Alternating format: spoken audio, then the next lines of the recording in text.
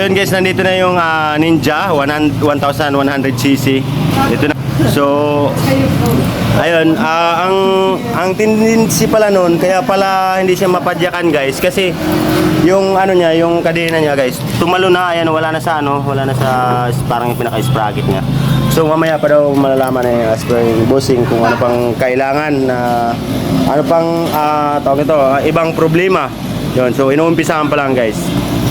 So yung pangalawa pala guys na problema niya ay baliko, boss. Baliko yung ano, baliko tong ano tawag nito? Valve. Yun. Kaya yun din yung sanhi na tumalon yung kadena na yun. So yun, abangan na lang natin kung anong mangyari guys sa ending. Ay, ito pala yung ano guys, papagamitin ko ng Ninja 1100cc. Siya muna yung papagamitin ko kasi yung Ducati ko, okay pa naman yun, goods pa naman. Mainam ka muna. Tapos muna ako guys kasi ang layo talaga ng pinanggalingan namin guys. Galing pa kami ng ano guys, Michiko.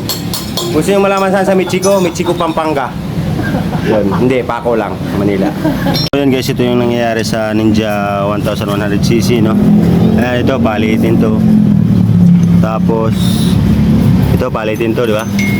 Ayan, palitin kasi yung ano niya, pudpud na, pudpud. Yan, tapos yung piston ba yun kanina? Piston. Tapos mayroon palang baliktad na pagkakabit kanina. Anong tawag dun sa baliktad na nakabit? Yung ano niya? Shin guard. Yun, baliktad yun ang nangyayari. Yung sa roller. Baliktad ang pagkakabit guys.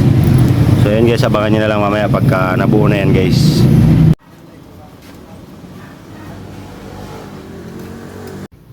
Sa time na ito, binubuo na, ayun, binabalik na ng ano, binubuo na yan. Ang tagal kaya yun, nabuo kaya yan, hanggang na yan.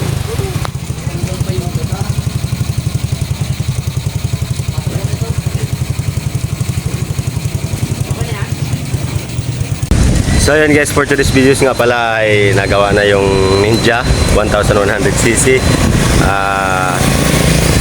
Shout out nga pala kina Jomar at dalawa silang magkapatid. Sila yung nagbuo ng Ninja na to.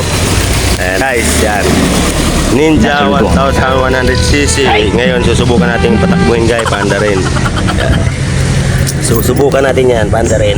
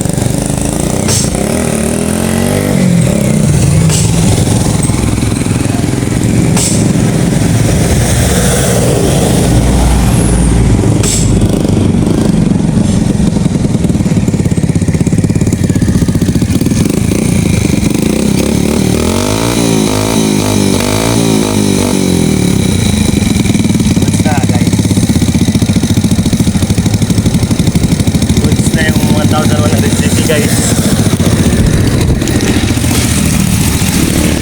yeah. Goods na goods.